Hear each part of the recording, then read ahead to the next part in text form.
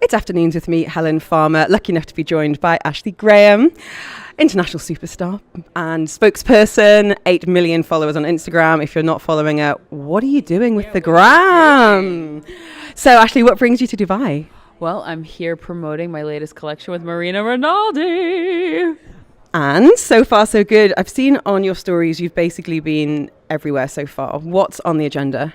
Well, yesterday we were everywhere in Old Dubai doing a photo shoot, and today we've been hanging out in the mall, and tomorrow we've got even more things going on. I mean, it's been wild because I've been able to see a lot more than I think the average person in literally 3 days, which is, thank God I have, because I don't want to have flown, I don't know, what was it, like 13 hours just to come here, eat some Arabic food and then leave. So I'm feeling like I'm seeing a lot. I'm glad you've been to Old Dubai because a lot of people come and they do the hotel, they do the mall, they do 5-star, but they don't see, The original. Exactly. So what are your impressions so far of Dubai? I mean, I love it. I think it is so rich and it is so glitzy and beautiful like that. But then there is so much culture here and history. And it's been really great to talk to the people and eat the food. The food is so good. You guys love a carb here, and I love a carb. Oh, my God. I don't know. It's been easy to get around. I don't know. It's just been very enjoyable. Feeling very welcome. Yeah, very. Any partying yet? Dinner out? I heard that Dubai has some good parties, and I haven't hit any yet, but tonight we're going to Gaia. You'll love it. Okay. Greek food. Chef Izu is hilarious. He'll look after you very, very well. Okay, good. Well, hopefully he'll come over and make us something special. He definitely will. He definitely will. He's a character. Okay, He's great. a spicy character. So tell us about the brand. How did you first become involved? So Marina Rinaldi called me. They didn't call me. Their people called my people. And they wanted me to be in a campaign. And sure enough, the campaign turned into a collaboration. And, Marina Rinaldi for a long time has been catering to an older woman. And when I came on, I said, guys, if I am doing this and I'm collaborating with you, which I have had very successful collaborations in the past, my lingerie, my swimwear collection, you have to do it my way. And my way is to make it young and fun and cool. And if I'm not wearing it, it's not going to sell. And they were like, done. That's exactly what we want. And so sure enough, my first collection was denim, and we did denim on denim. We did a little bit of leather. We did some silk tops, and it was wildly successful. And I think when you think of curves and you think of luxury clothing, there's no other clothing line except for Marina Rinaldi. It just doesn't exist when there's this conversation of clothes for us curvy girls. There's so many low-end brands, and nobody's thinking about the trends that we want. They're not thinking about the fabrics that we want. There are a lot of nasty fabrics in a lot of plus size. And they're not thinking about how, yeah, we too want some luxury. Yeah, we too want to spend our money on something fun besides bags, shoes, and accessories, because there's not one curvy girl's closet that I've been in that she doesn't have a ton of shoes, bags, and accessories. Oh, and makeup. So, this was great because I could just come in and say, I want to make this, let's do that. And it's been a true collaboration. The design team is so fantastic because they also know what she wants. So I'm catering to what I want and what she wants, and it's been wildly successful. How do you feel the fashion space in that size inclusive world has changed then in the last 5-10 years? Well, in the last 5 years, it's been immense. I mean, if you talk about 10 years ago, people would be like, oh yeah, that's never changing, sister. But now, just in the last even 4 years, we've seen so much change on the runway in campaigns. There's been so many more curvy models that have exploded in the industry, and it's been awesome to watch on TV, in movies, and I'm so proud of what we've been able to accomplish. And I've been in this industry for almost 20 years, and it's been a whirlwind of experiences of people telling me, oh, that's never going to change. Oh, you're not good enough. She's not good enough. Oh, people don't care about fat girls. It's like all of that piled up into boom, look at us now. Hey, and finally it's happening. Now, flip side, there's still much more to do, right? I mean, it's like, if you squint really hard, you might be able to see one of us in like a really great campaign. Or if you squint really hard, you might be able to see one of us on a runway during New York Fashion Week.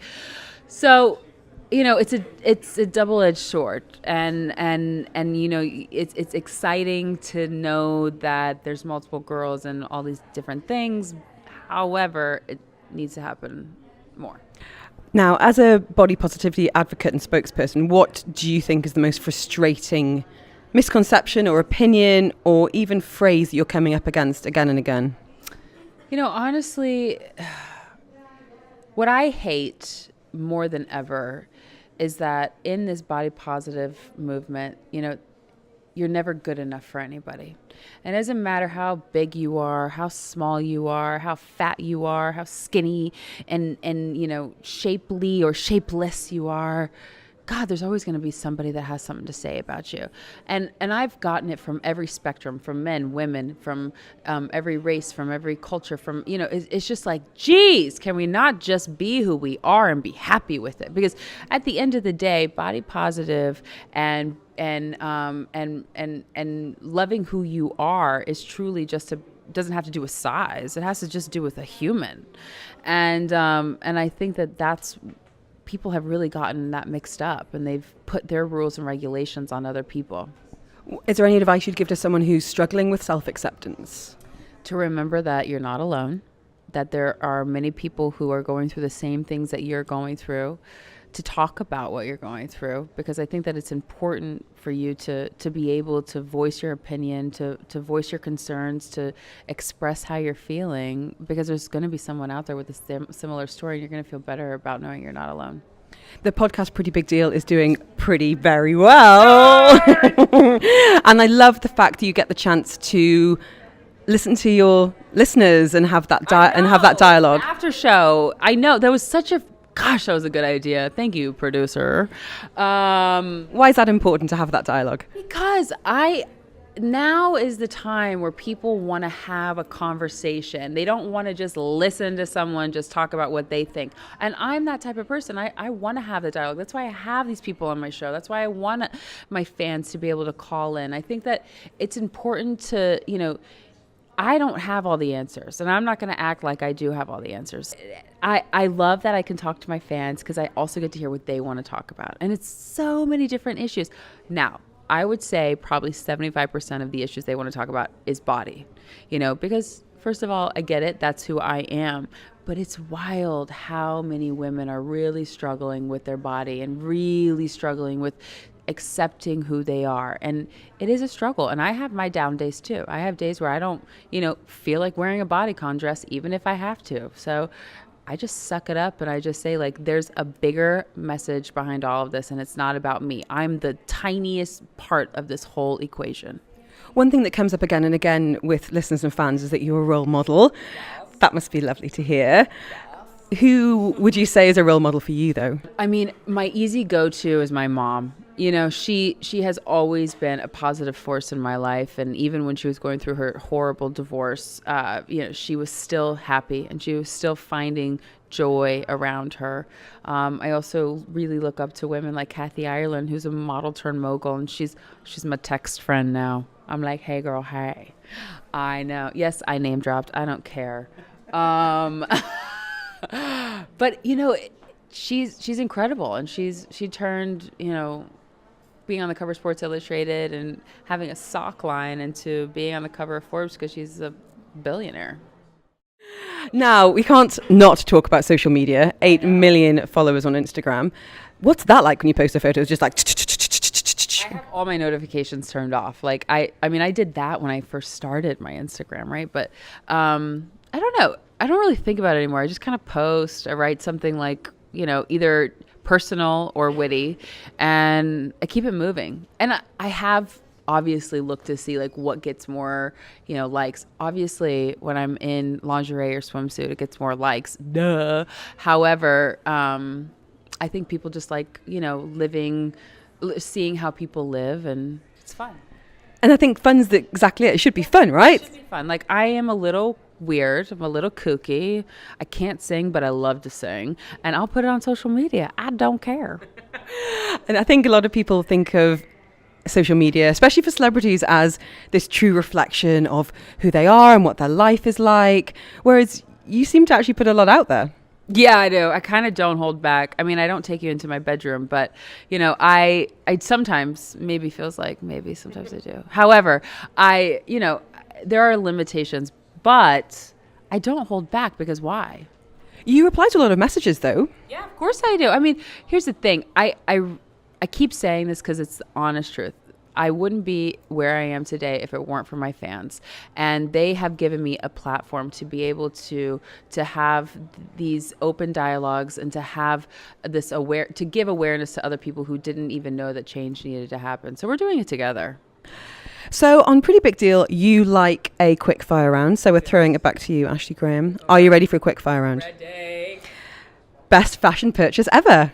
I would have to say something that I still own in my closet is my Helmut Lang blazer that I bought I think it was 15 years ago. Structure is important. Yes, it is. Can't travel without?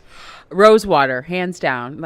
I was spraying it on my face right before I met you. I was probably looking sweaty, and it was rose water, I promise. Why? What does it do for you? Why do you like it? Hydrating. It's like before moisturizer, after moisturizer, before the makeup, after the makeup. Dream vacation destination? OMG. I want to go to India. I've never been to India. We know people that could help that happen. Best skincare tip? You're going to say rose water? No, I would have to say for my skin, it's about the hydration. So I'm always putting loads of moisturizer on, and I get oxygen facials twice a month. Ooh, like that. Dream guest on the podcast? Michelle Obama. Knew you were going to say that because she's my dream guest for the radio show. She would be goals. Okay, we'll DM each other. Who gets her first? We'll share her. Yeah. Okay, that's fine. I would settling for sharing. I thought so. And life motto? Use your boldness and brilliance to change the world around you. Ashley Graham. I would expect nothing less. That's awesome. Thank you so much.